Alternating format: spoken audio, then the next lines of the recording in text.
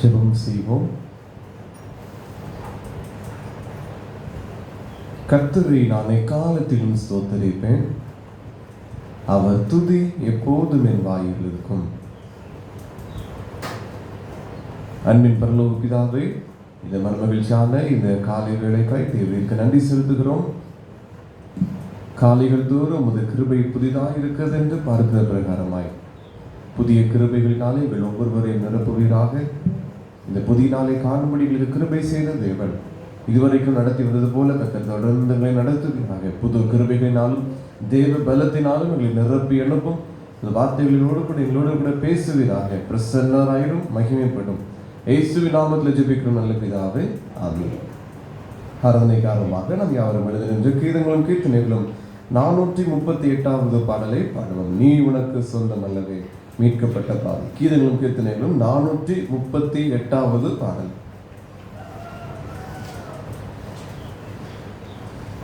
நீயுனக்கு சொந்தமல்லவே, மீட்கப்பட்ட பாவி. நீயுனக்கு சொந்தமல்லவே, நீயுனக்கு சொந்தமல்லவே. நிமலன் கிறிஸ்து நாதர்க்கே சொந்தம். நீயுனக்கு சொந்தமல்லவே. சிலுவை மரத்தில் தொங்கி மரித்தாரே, திரு ரத்தம் ரத்தம் திருவிழாவை அடையுது பாரே. வலிய பரிசத்தா கொண்டாரே, வான மகிமை உனக்கிவாரே. நீயுனக்கு சொந்தமல்லவே. இந்த நன்றியை மறந்து போனாயோ, இயேசுவை விட்டு எங்கேயாகிலும் மறைந்து திரிவாயோ. சந்ததமுணரிதயம் காயமும் சாமி கிறிஸ்தினுடையதல்லவோ. நீயுனக்கு சொந்தம் அல்லவே. பழைய பாவத்தாசை வருகுதோ, பசாசின் மேலே பட்ச உனக்கு திரும்ப வருகுதோ. அழியும் நிமிஷத்தாசை காட்டியே அக்கினி கடல் தள்ளுவானே. நீ உனக்கு சொந்தமல்லவே. பிழைக்கினும் அவர்க்கே பிழைப்பாயே, உலகை விட்டு பிரினும் அவர்க்கே மரிப்பாயே. உழைத்து மரித்தும் உயிர்த்தனாதரின் உயர் பதவியில் நிலைப்பாய். எனக்கு சொந்தமல்லவே, மீட்கப்பட்ட பாவி. நீயுனக்கு சொந்த அல்லவே. பிதா குமாரன் பரிசுத்த ஆவி நாமத்தினாலே ஆமென். பரமண்டங்களில் இருக்கிற எங்கள் பிதாவே, உம்முடைய நாமம் பரிசுத்தப்படுவதாக. பூமியில் செய்யப்படுவதாக. அன்னத்தில் அப்பத்தை வைத்ததாக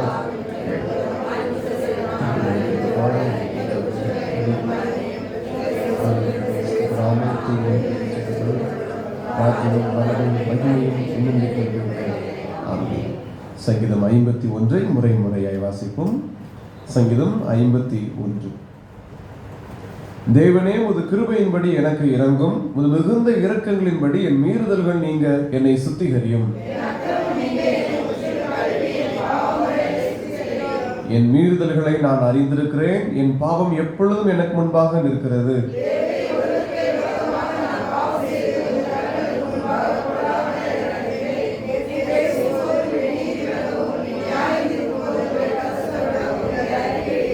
இதோ நான் துக்கணத்தில் உருவானேன், என் தாய் என்னை பாவத்தில் கற்பந்தரித்தாள்.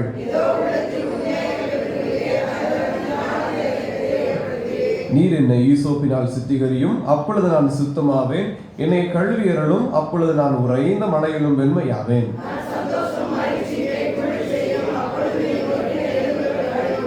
என் பாவங்களை பாராதபடிக்கு நீர் உமது முகத்தை மறைத்து என் அக்கிரமங்களை எல்லாம் நீக்கியறலும்.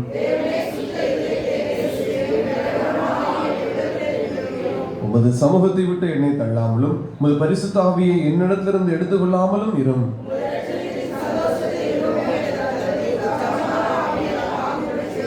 அப்பொழுது பாதகருக்கு உமது வழிகளை உபதேசிப்பேன், பாவிகள் உம்மிடத்தில் மனம் திரும்புவார்கள்.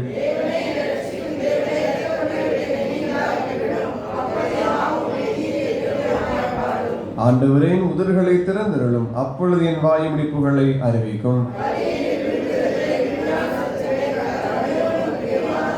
தேவனுக்கு ஏற்கும் பலிகள் நொறுங்குண்ட ஆவிதான். தேவனே, நொறுங்குண்டதும் நறுங்குண்டதுமான இருதயத்தை நீர் புறக்கணியீர்.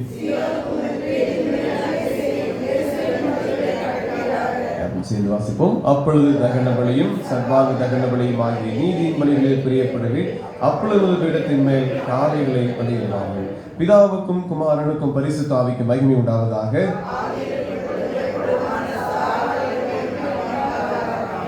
விசுவாசத்தை அறிக்கை செய்வோம். வானத்தையும் பூமியையும் படைத்த சர்வவல்லமையுள்ள பிதாவாகிய தேவனை விசுவாசிக்கிறேன். அவருடைய ஒரே குமாரனாகிய நம்முடைய நாதர் இயேசு கிறிஸ்துவையும் விசுவாசிக்கிறேன். அவர் பரிசுத்த ஆவியினாலே கன்னிமரியால் திருப்பதித்து பிறந்தார். பொது விழாத்தின் காலத்தில் பாடுபட்டு சிறிய பாதிக்கப்பட்டு பாதாளத்தில் தெரிந்தார். 3ஆம் நாள் மரித்தோருக்கு எழுந்தினார். பரமண்டத்திற்கு வைத்திருக்கிறார். வீடுகளையும் வருவார். பரிசுத்தாவியை விசுவாசிக்கிறேன். பரிசுத்தையும் விசுவாசிக்கிறேன். ஆமென். தயவுசெய்து உட்காருங்கள்.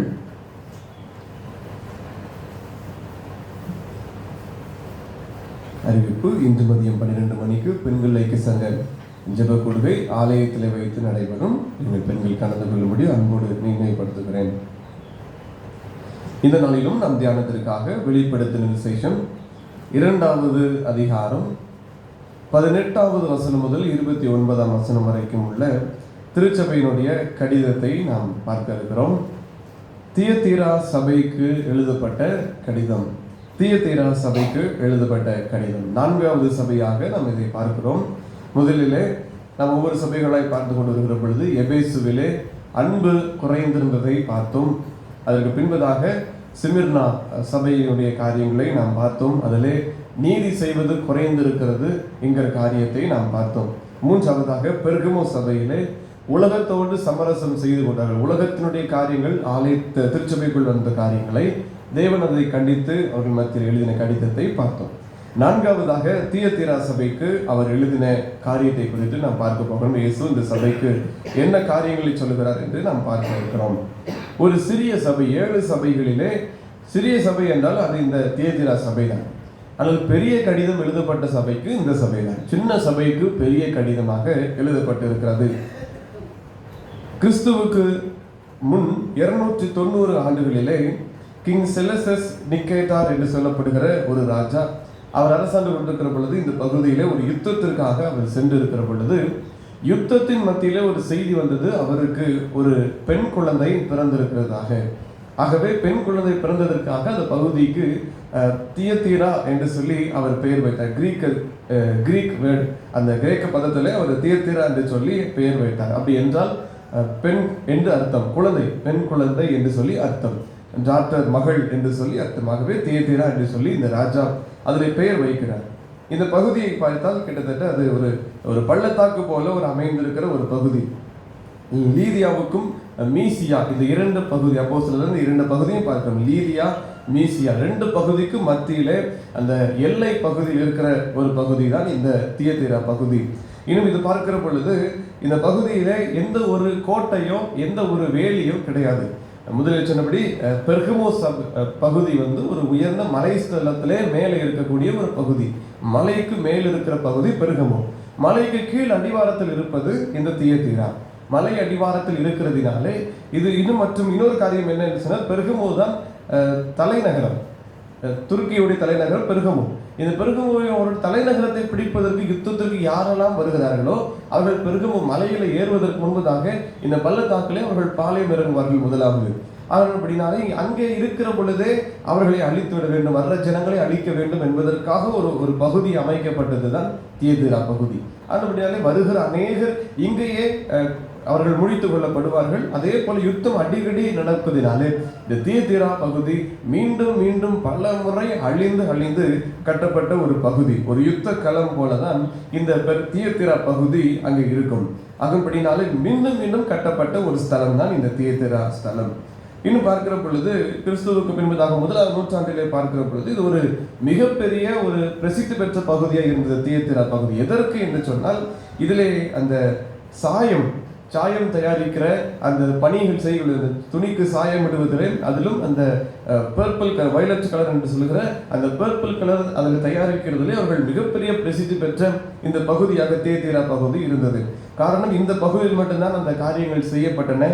இந்த மற்ற எல்லா சாயத்தை பார்க்கலாம், மற்ற வண்ணத்தை பார்க்கலாம், இந்த வயலட் கலர் என்பது மிக அரிதான ஒரு காரியம். அது ராயல் கலர் என்று சொல்வார்கள். அது பெரும்பாலான அரசர்கள் தான் அந்த கலரை பயன்படுத்துவார்கள். காரணம், அந்த சில இடங்களில் மாத்திரம்தான் அந்த கலர் கிடைக்கும், வயலட் கலர். இப்பொழுது நாம் தயாரிக்கிறோம், ஆனால் முந்தி அது கிடைப்பது கடினம். ஆனால் அப்படின்னா அதிக விலை கொடுத்து அதை வாங்க வேண்டியது இருக்கும். அந்த ராஜாக்கள் மாத்திரம்தான் அதை வாங்க முடியும். அதில் ராஜாவின் கிரீடம், ராஜாவினுடைய ஆடை, இப்படி அவர்கள் பயன்படுத்துகிற பொருட்கள், இப்படி அதிலே தான் இந்த வயலட் கலர், பர்பிள் கலரை நாம் பார்க்க முடியும். ஆகவே இப்படிப்பட்ட துணிகளை தயாரித்த, அந்த வண்ணத்தை தயாரித்த பகுதி தான் இந்த தியத்தீரா பகுதி. அதில் பிரசித்தி பெற்ற ஜனங்களாகவும் இவர்கள் இருந்தார்கள். இன்னும் இந்த பகுதியை குறித்து பார்க்கிற பொழுது கில்ட் என்று சொல்வார்கள். கில்ட் என்றால் ஒரு கூட்டமைப்பு என்று சொல்லலாம். இப்போ நம்முடைய பகுதியில் பார்த்தால் ஆட்டோ ஓட்டுநர்களுக்கு ஒரு கூட்டமைப்பு, இன்னும் ஆசிரியர்களுக்கு ஒரு கூட்டமைப்பு, இன்னும் வேற தொழிலாளர்களுக்கு ஒரு கூட்டமைப்பு, இன்னும் டிரைவர், கண்டக்டர், ஓட்டுநர்கள், பணியாளர்கள் அவர்களுக்கு ஒரு கூட்டமைப்பு. இப்படி ஒவ்வொரு கூட்டமைப்பாக இருக்கிறது போல அந்த காலத்திலேயே இந்த தியத்தீரா பகுதியில கூட்டமைப்புகள் இருந்தது. எதற்கென்று சொன்னால், மண்பானை செய்கிறவர்களுக்கான கூட்டமைப்பு, நெசவாளர்கள், கைத்தறி அவர்களுக்கான கூட்டமைப்பு இருந்தது, இன்னும் தோல் பதனிடுகளுக்கான கூட்டமைப்பு இருந்தது, சாயம், அந்த டையிங், அந்த சாயம் செய்கிற அவர்களுக்கான ஒரு கூட்டமைப்பு இருந்தது. இப்படி ஒவ்வொரு கூட்டமைப்போடு கூட இந்த பகுதியிலே அந்த காலங்களிலே செயல்பட்டு வந்தது. இந்த கூட்டமைப்புகளே செய்கிற ஒரு காரியம் என்ன என்று சொன்னால், அதுதான் முக்கியமான ஒரு காரியம். அதற்கு முன்பதாக ஒரு காரியம், இந்த வயலட் கலர் தயாரிக்கிற 2 காரியத்திலே ஒன்று மூவர் ஷெல்ஃபிஷ் என்று சொல்வார்கள். மூவர் ஷெல்ஃபிஷ், இந்த மீன், சிறிய வகை மீனிலே அதனுடைய நுனி வாயிலே இந்த கலர் கிடைக்குமா, பர்பிள் கலர் அதில் கிடைக்குமா. ஆகவே மிக அரிதான ஒன்று. இன்னொன்று மேடர் ரூட் என்று சொல்லுவாங்க. ஒரு வேர், ஒரு செடியினுடைய ஒரு வேரிலிருந்து இந்த கலர் தயாரிக்கப்படுகிறது. இந்த மீன், இந்த வேர், இந்த 2 காரியத்தில் இந்த கலர் எடுக்கப்படுவதனால மிக அதிக விலைக்கிரயம் கொடுத்து இந்த கலரை பெற்றுக்கொள்ள வேண்டும். இந்த சாயத்தை அல்லது பயன்படுத்திருக்கிற இந்த ஆடையை நாம் வாங்க வேண்டும். அதனாலே ஒரு மிகப்பெரிய வணிகம் நடைபெற்ற, ஒரு நல்ல ஒரு வியாபாரம் நடந்த ஒரு ஸ்தலம் தான் இந்த பகுதி. முதலில் சொன்னபடி கில்ட், ஒரு அநேக கூட்டமைப்புகள் இருக்கும். இந்த கூட்டமைப்பினாலே இதற்கு என்ன பிரச்சனை என்றால், இப்போ கூட்டமைப்பு என்றால் அதற்கு கீழ் இருக்கிறவர்கள் அந்த கூட்டமைப்பு என்ன சொல்கிறார்களோ செய்ய வேண்டும். போராட்டத்திற்கு அழைத்தார்கள் என்றால் போராட்டத்திற்கு போய் நிற்க வேண்டும், எல்லாரும் போக வேண்டும். அல்லது ஒரு சங்கத்திலிருந்து இவ்வளவு தொகையை செலுத்த வேண்டும் என்று சொன்னால் எல்லாரும் செலுத்த வேண்டும். அவர்கள் இதை செய்யுங்கள் என்றால் அதை செய்ய வேண்டும், செய்யக்கூடாது என்றால் செய்யக்கூடாது. அப்படிதான் கூட்டமைப்புக்கு கீழே எல்லாரும் இருப்பார்கள். இதே காரியம் தான் இங்கும் நடந்தது. இங்கு இது சற்று வித்தியாசமாக நடந்தது. கூட்டமைப்பிலே அவர்களுக்கென்று ஒரு தெய்வம் இருக்கும், அவர்களுக்கென்று தெய்வத்தின் வழிமுறைகள் இருக்கும். அந்த தெய்வத்திற்கான கொண்டாட்டங்கள், அந்த தெய்வத்திற்கான வழிபாடுகிற முறைகள் ஒவ்வொன்றும் அப்படி ஒவ்வொரு விதமாக இருக்கும். அப்படி என்றால் இந்த நெசவாளர்கள் என்றால் அவர்களுக்கு ஒரு தெய்வம் இருக்கும், அந்த தெய்வத்தை வழிபடுவதற்கு ஒரு முறை இருக்கும், அதற்கென்று பண்டிகைகள், கொண்டாட்டங்கள், அதற்குரிய பலிகள் என்று ஒவ்வொரு விதமாக இருக்கும். ஆகவே இதிலே இந்த பணி செய்கிறவர்கள் எல்லாரும் இந்த தெய்வத்தின் பின்னாடி இருப்பார்கள், இந்த பணிகளை செய்கிறவர்கள் இந்த தெய்வத்தின் படியாக இருப்பார்கள். இங்க இருக்கிறவர்கள் அங்கு போக முடியாது, அங்க இருக்கிறவர்கள் இந்த பகுதிக்கு வர முடியாது. ஆனால் எல்லாருக்கும் ஒரு தெய்வம் கண்டிப்பாக உண்டு. இப்படிப்பட்ட காரியத்தில் தான் தனித்தனி கடவுள்கள் இருந்ததினால்தான் அநேக பிரச்சனைகளும் அநேக சாபங்களும் இங்கே வந்தது. அநேக விபச்சாரங்களும் அநேக வேசித்தனங்களும் அநேக விக்கிரக ஆராதனைகளும் இந்த ஜனத்திற்குள்ளாக இப்படி தங்கள் சுய ஆசைகளை நிறைவேற்றிக் கொள்வதற்காக தங்களுடைய தெய்வத்தின் பெயரிலே அவர்கள் சில காரியங்களை சொல்லி விடுவார்கள். அதனால இப்படிப்பட்ட காரியங்கள் தான் நடைபெற்றதாக நாம் அங்கே பார்க்க முடிகிறது. இந்த பகுதியை குறித்து அப்போஸ்தலர் நடவடிக்கைகள் 16வது அதிகாரத்திலே 13ஆம் வசனத்திலிருந்து 16ஆம் வசனம் வரைக்கும் நாம் படிக்கிற பொழுது அங்கே லீதியாளை குறித்து சொல்லப்பட்டிருக்கிறது. பவுலும் சீலாவும் 3வது மிஷனரி பயணத்திலே அவர்கள் போகிற பொழுது இந்த பிலிப்பி பட்டணத்திலே இந்த பெண்மணியை குறித்து நாம் அங்கே பார்க்கிறோம். அங்கே அவர்கள் சந்திக்கிறார்கள். அப்பொழுது இந்த தியத்தீரா ஊராளும் இரத்தாம்பரம் இருக்கிறவரும் என்று சொல்லி அவருடைய காரியங்களை பார்க்கிறோம். முதலிலே சொன்னபடி இந்த கார்பெட் அதுதான் முக்கியமான ஒரு காரியமா இந்த பகுதியில் பார்க்கப்படுகிறது. இந்த நாளிலே அது துருக்கியிலே அக்கிஷார் என்று சொல்லப்படுகிற பகுதியாக இந்த தியேத்திரா இருக்கிறது. அக்கிஷார் கார்பெட் என்று சொன்னால் இது ஒரு ஃபேமஸான ஒரு இடம், ஒரு பகுதி. துர்க்கி கார்பெட் என்று சொன்னால் அது ஒரு மிகப்பெரிய பிரபலமானது. ஆகவே அந்த பகுதியில் இது ஒரு பிரசித்தி பெற்றதாக இருந்தது. இங்கே பார்க்கிறோம் 11ஆம் வசனத்திலே இவர்கள் எல்லாரும் அங்கே துரோவாவில் கப்பல் ஏறி அந்த பகுதியில் அவர்கள் எல்லாரும் இருக்கிற பொழுது இப்பொழுது 14ஆம் வசனத்திலே தியேத்திரா ஊராளும் இரத்தாம்பரம் இருக்கிறவளும் தேவனை வணங்குகிறவளுமாகிய லீதியாள் என்ற பெயர் உள்ள ஒரு ஸ்திரீயை இதனுடைய பிரசங்கம் பண்ணி கொண்டிருக்கிறதை கேட்டு பவுல் சொல்லியவைகளை கவனிக்கும்படி கர்த்தருடைய இருதயத்தை திறந்தார். அதனாலே அவருடைய வீட்டார் அனைவரும் ஞானஸ்தானம் பெற்று அவர்கள் விசுவாசமாகி அவருடைய வீட்டிலே தங்கியிருக்கும்படி அவர்கள் வருத்தி அவர்களை அழைத்து கொண்டு போகிறதை நாம் அந்த பகுதியிலே பார்க்கலாம். ஊழியர்களுக்கு தன்னுடைய வாசஸ்தலத்தை திறந்து கொடுக்கிறதையும் நம்ம இந்த பகுதியிலே பார்க்கணும். அப்படியானால் இந்த பகுதியிலே சபை வளர்ந்ததற்கு ஒன்று எபேசு பகுதி அல்லது இந்த பெர்கமு பகுதியிலிருந்து இந்த சிலர் வந்து இந்த பகுதிக்கு தியேத்திரா பகுதியிலே சபையை உருவாக்கியிருக்க கூடும், அல்லது இந்த பெண்மணி லீதியாள் என்கிற இந்த பெண்மணி மூலமாக இங்கு இந்த திருச்சபை உருவாகி இருக்க கூடும். இந்த இரண்டு காரியங்கள் தான் இருக்கிறது. ஆனாலும் ஒரே ஒரு காரியம், இங்கு திருச்சபை உருவாகி இருக்கிறது. இந்த ஜனங்களுக்கு தான் அந்த இயேசு கிறிஸ்து இந்த எழுதுகிற கடிதம் அங்கே போகிறது. பாருங்கள், வெளிப்படுதல் 2ஆம் அதிகாரம் 18ஆம் வசனத்திலே நீ எழுத வேண்டிய என்னவெனில், அக்கினி ஜுவாலை போன்ற கண்களும் பிரகாசமான வெண்கலம் போன்ற பாதங்களும் உள்ள தேவகுமாரன் சொல்லுகிறதாவது என்று எழுதுகிறார். இங்கே பார்க்கிறோம், தேவகுமாரன் என்கிற வார்த்தை பேசப்படுகிறது. முதலாவது அக்கினி ஜுவாலை போன்ற கண்கள், அடுத்து பிரகாசமான வெண்கலம் போன்ற பாதங்கள். இது யாருடைய? தேவன் சொல்லுகிறது, தேவகுமாரன் சொல்லுகிறது என்று அவர் சொல்லுகிறார். அங்கே வேதத்தில் நாம் புதிய பாடலை பார்க்கிற பொழுது மனுஷகுமாரன் என்று தன்னை சொல்லுவார். மனுஷகுமாரன் என்றால் நம்மையும் அங்கே சேர்த்து ஒரு மனித ரூபத்தை காண்பித்து தாழ்மை உள்ளவர், இரக்கம் உள்ளவர், அன்புள்ளவர், நம்மை நேசிக்கிறவர், விடுதலை கொடுக்கிறவர், சுகம் கொடுக்கிறவர், இந்த காரியங்கள் எல்லாம் வருகிற பொழுது மனுஷகுமாரன் என்று வரும். இங்கே தேவகுமாரன் சொல்வதற்கான காரணம் அக்கினி ஜுவாலை போன்ற கண்கள். இந்த காரியத்தை பார்க்கிற பொழுதுதான் நியாய தீர்க்கிற தேவன் என்று தன்னை சொல்வதற்காக அவர் தேவகுமாரன் என்கிற காரியத்தை சொல்கிறார். அக்கினி ஜுவாலை போன்ற கண்கள் என்று 1ஆம் அதிகாரத்திலே 14ஆம் வசனத்தை நாம் வாசிக்கிற பொழுதும் அங்கே பார்க்கலாம். வெளிப்படுத்தல் 1:14 அந்த அவருடைய சிரசு மயிரும் வெண்பஞ்சை போலவும் உறைந்த மலையை போலவும் வெண்மையாயிருந்து அவருடைய கண்கள் அக்கினி ஜுவாலையை போல் இருந்தது என்று எழுதுகிறதை நாம் பார்க்கலாம். அக்கினி ஜுவாலை அதை வெளிப்படுத்தல் 19ஆம் அதிகாரத்திலே 12ஆம் வசனத்தை நாம் பார்க்கிற பொழுது அங்கேயும் இதே போல காரியம், அவருடைய கண்கள் அக்கினி ஜுவாலையை போல் இருந்தன என்று அவர் எழுதுகிறதையும் நாம் பார்க்கலாம். ஆகவே தானியேல் 10ஆவது அதிகாரம் 6ஆவது வசனத்திலேயும் இதே காரியத்தை குறித்து சொல்கிறார். தானியேல் 10:6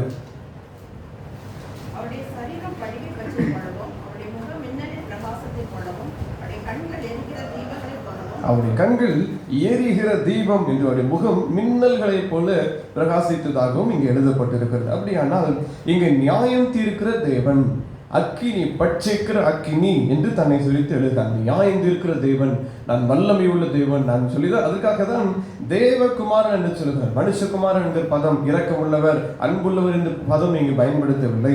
தேவகுமாரன் நியாயம் தீர்க்கிறவர் என்பதை குறித்து சொல்வதற்காக தான் அங்கே இந்த பதம் பயன்படுத்தப்பட்டிருக்கிறது. 1 பேதுரு 4:17 நாம் பார்க்கிறோம், இந்த முதலாவது நியாய தீர்ப்பு தேவனுடைய வீட்டிலே துவங்குகிற காலம் என்று அங்கே கடிதத்தை எழுதுகிறதை நாம் பார்க்கிறோம். ஆகவே முதலாவது நியாய தீர்ப்பு சபைகளிலே உண்டாயிருக்கும் என்பதனாலே சபைகளுக்கு அது எழுதுகிறார், நான் நியாயம் தீர்க்கிற தேவன் என்று.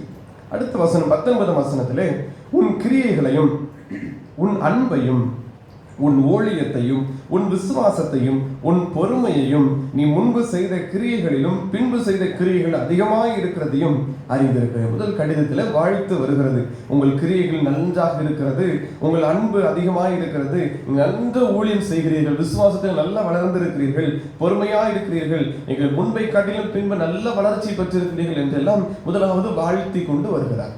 அடுத்த வசனத்தில் பாருங்கள், ஆகிலும் உன் பேரில் எனக்கு குறை உண்டு. என்னவெனில், தன்னை தீர்க்கதரிசி என்று சொல்லுகிற ஏசபேல் என்னும் ஸ்திரீயானவள் என்னுடைய ஊழியக்காரர் வேசித்தனம் பண்ணவும் விக்கிரகங்களுக்கு படைத்தவைகளை புசிக்கவும் அவர்களுக்கு போதித்து அவர்களை வஞ்சிக்கும்படி நீ அவளுக்கு இடம் கொடுக்கிறாய். இந்த இயேசுபேலை குறித்து இந்த பகுதியிலே நாம் எழுதுகிறதை பார்க்கிறோம். இயேசுபேல் என்றால் இந்த ஒரு பெண்ணை மாத்திரம் குறிக்கிறது அல்ல, அங்கு அடையாளமாக பயன்படுத்தப்படுகிறது. அதில் நாம் பார்க்கிறோம், என்னுடைய ஊழியக்காரர் வேசித்தனம் பண்ணும் விக்கிரகம் ஆராதனை அந்த படைத்ததை அவர்கள் புசிக்கும் என்று எழுதுகிறார். 20ஆம் வசனத்திலே மத்திய பகுதியிலே பார்க்கணும். இந்த இயேசுபேல் என்னுடைய ஊழியக்காரரை இப்படி ஆக்குகிறார். ஊழியக்காரர் என்பது ஊழியர்கள் மாத்திரம் அல்ல, இது கர்த்தரை சேவிக்கிற, கர்த்தரை பின்பற்றுகிற, அவர் சொல்லுகிறபடி நடக்கிற அடிமைகளாய் இருக்கிற கர்த்தருக்குரிய அடிமைகள். அதை தான் குறிக்கிறது. அப்படின்னா சபை முழுவதையும் தான் இந்த ஊழியக்காரர் என்கிற பதம் குறிக்கிறது. ஊழியக்காரர் என்றால் வெறுமனையாய் ஊழியம் செய்கிறவர்கள் அல்ல, கர்த்தருக்கு அடிமையாய் அவர் என்ன சொல்கிறாரோ அதை அப்படியே செய்கிற பணியாளர்களாக இருக்கிற கிறிஸ்தவர்கள் எல்லாரையும் இது குறிக்கிற ஒரு காரியமாய் இருக்கிறது. அதுதான் சொல்கிறார், இவர்கள் இந்த தவறுகளை செய்வதற்கு இவள் வழிநடத்தி போகிறாள் என்று சொல்லி. 1 கொரிந்தியர் 6ஆம் அதிகாரம் 15ஆம் வசனத்திலிருந்து வாசிப்போம். 1 கொரிந்தியர் 6ஆம் அதிகாரம் 15.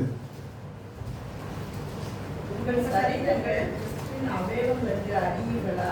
அப்படி இருக்க நாம் கிறிஸ்துவின் அவயவங்களை வேசின் அவயவங்கள் ஆக்கலாமா? அப்படி செய்யலாகாதே. இங்கு சொல்லப்பட்டபடி அந்த இயேசுபேல் என்ன செய்கிறார்? தன்னுடைய ஊழியக்காரரை இப்படி தன்னுடைய மாம்சத்துடைய இச்சைகளுக்கு படி நடத்துகிறார் என்று சொல்லுகிறார்கள். இப்படி கர்த்தரை விசுவாசிக்கிறவர்கள் எப்படி பாவம் செய்யப்படும் அதை தான் கடிதத்தை எழுதுகிறார். உங்கள் சரீரம் கிறிஸ்துவின் அவயவங்கள் என்று அறியீர்களா? அப்படி இருக்க நான் கிறிஸ்துவின் அவயவங்களை வேசியின் அவயவங்கள் ஆக்கலாமா? அப்படி செய்யலாகாதே என்று 20 வசனம் வரைக்கும் பேசுகிறார். வேசியோட இசைந்திருக்கிற அவளுடனே ஒரே சரீரமாய் இருக்கிறேன் என்று அறியீர்களா? இருவரும் ஒரே மாம்சமாய் இருப்பார்கள் என்று சொல்லி இருக்கிறது. அப்படியே கர்த்தரோடு இசைந்திருக்கிறவனும் அவருடனே ஒரே ஆவியாய் இருக்கிறான். வேசித்தனத்திற்கு விலகி ஓடுங்கள். மனுஷன் செய்கிற எந்த பாவமும் சரீரத்திற்கு புறமாய் இருக்கிறது. வேசித்தனம் செய்கிறவனோ தன் சுய சரீரத்திற்கு விரோதமாய் பாவம் செய்கிறான். உங்கள் சரீரமானது நீங்கள் தேவனாலே பெற்றும் உங்களில் தங்கியும் இருக்கிற பரிசுத்த ஆவியினுடைய ஆலயமாய் இருக்கிறது. அது நீங்கள் உங்களுடையவர்கள் என்று அறியீர்களா? கிரயத்திற்கு கொல்லப்பட்டீர்களே, ஆகிய தேவனுக்கு உடையவர்களாக ஆகிய உங்கள் சரீரத்தினாலும் உங்கள் ஆவியினாலும் தேவனை மகிமைப்படுத்துங்கள். அப்படினாலே இப்படி கர்த்தரை விசுவாசிக்கிறதாலும் இந்த வேசித்தனத்திற்கு இடம் கொடுக்கிறவர்களும் விபச்சாரத்திற்கு இடம் கொடுக்கிறவர்களாயும் ஜனங்கள் மாறுகிறார்கள். அதுதான் இங்கே தெளிவாக எழுதுகிறார். ஆகவே இன்னும் ஒரு காரியத்தை பார்க்கலாம். 10ஆவது அதிகாரம் 1 கொரிந்தியர் 10ஆவது அதிகாரத்திலே 19ஆம் வசனத்திலிருந்து நாம் பார்க்கிற பொழுது, இப்படி இருக்க விக்கிரகம் ஒரு பொருள் என்றும் விக்கிரகத்துக்கு படைக்கப்பட்டது ஒரு பொருள் என்று நான் சொல்லுகிறேனோ? அஞ்ஞானிகள் பலியிடுகிறவைகளை தேவனுக்கு அல்ல பேய்களுக்கே பலியிடுகிறார்கள் என்று சொல்லுகிறேன். நீங்கள் பேய்களோட ஐக்கியமாக இருக்க எனக்கு மனதில்லை. அதுதான் சொல்லுகிறார். விக்கிரகத்துக்கு படைத்தது நீங்கள் ஏன் புசிக்க வேண்டும்? பேய்களுக்கு நீங்கள் வணங்கப்பட்டதை நீங்கள் ஏன் புசிக்க வேண்டும்? நீங்கள் கர்த்தருடையவர்கள். அதே அங்கே முதலில் சொல்லுகிற பொழுதும் நீங்கள் கர்த்தருடைய அவயங்களாக இருக்க நீங்கள் விபச்சாரம் ஏன் செய்ய வேண்டும்? செய்யக்கூடாது, அப்படி ஆகாது. கர்த்தருடைய ஆலயம் நீங்கள் என்று எழுதுகிறார். அவர்கள் இன்னும் அதில் 22ஆம் வசனம் வரைக்கும் நீங்கள் பார்த்த இந்த காரியத்தை குறித்து அங்கே பார்க்கிறோம். கர்த்தருடைய ஊழியக்காரரை இப்படி மாற்றுகிற காரியத்தை அங்கே சொல்லப்பட்டிருக்கிறது. மத்தேயு 18ஆம் அதிகாரம் 6ஆம் வசனம் முதல் 9ஆம் வசனம் வரைக்கும் பார்க்கிற பொழுது இப்படி செய்கிறவருடைய காரியத்தை கல்லை அவருடைய இதிலே கட்டி சரீரத்தில் கட்டி கடலை ஆழ்த்துவது நலமாக இருக்கும் என்று வசனம் சொல்கிறது. கண் இடரை உண்டாக்கினால் எந்த கண் இடரை உண்டாக்குகிறதோ அதை நீ எடுத்து போடு என்று வசனம் சொல்கிறது. 2 கண்களுடைய உடனாய் பாவம் செய்து நரகத்துக்கு போவதை பார்க்கலாம் ஒற்றை கண்ணாய் தேவராஜ்யத்திற்குள் பிரவேசிப்பது அது நலமாக இருக்கும் என்று எழுதப்பட்டிருக்கிறது. ஆகவே இந்த இயேசுபேலை அடையாளமாக இந்த பகுதியிலே சொல்லப்பட்டிருக்கிறது. பாவம் செய்கிற திருச்சபைக்கு இயேசுபேலை அடையாளமாய் சொல்லப்பட்டிருக்கிறது. யார் என்றால் 1 ராஜாக்கள் 16ஆவது அதிகாரம் 30ஆவது வசனம். 1 ராஜாக்கள் 16:30.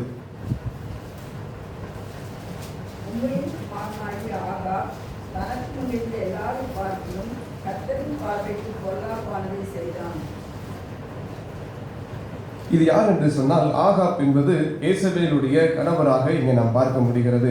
ஆக முந்தின அந்த தொடர்ச்சியான வசனங்களிலே கிட்டத்தட்ட 33ஆம் வசனம் வரைக்கும் அதில் நாம் வாசிக்கிற பொழுது இந்த ஸ்திரீயினுடைய காரியங்கள் முழுமையாய் பார்க்க முடிகிறது. உம்ரை செய்த அவனுடைய மற்ற வர்த்தமானங்களும் அவன் காண்பித்த வல்லமையும் இஸ்ரவேல் ராஜாக்களின் 4ஆம் புத்தகத்தில் எழுதியிருக்கிறது.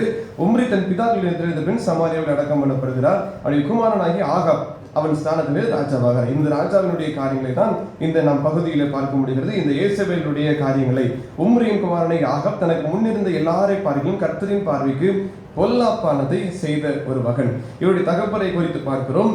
அவருடைய பெயர்களில் இவருடைய காரியங்களை குறித்து பார்க்கலாம். இந்த ஆகாபினுடைய அவருடைய தகப்பனை குறித்து பார்க்கிற பொழுது பாகால் என்று சொல்லப்பட்டிருக்கிறது. ஆகவே இவருடைய பெயரிலே பார்க்கிறோம் பாகால் என்று சொல்லி. அதுபடினாலே இவர் விக்கிரக ஆராதனைக்காரர். இவரும் அதே போல விக்கிரக ஆராதனைக்காரராக மாறி போகிறார். இந்த ஏசபேலினுடைய தகப்பன் அவர் பாகால் வணங்குகிற ஒரு மனிதராக இருக்கிறார். இவர் என்ன செய்கிறார் என்று 9ஆம் அதிகாரம் 22ஆம் வசனம் 2 ராஜாக்கள் 9:22.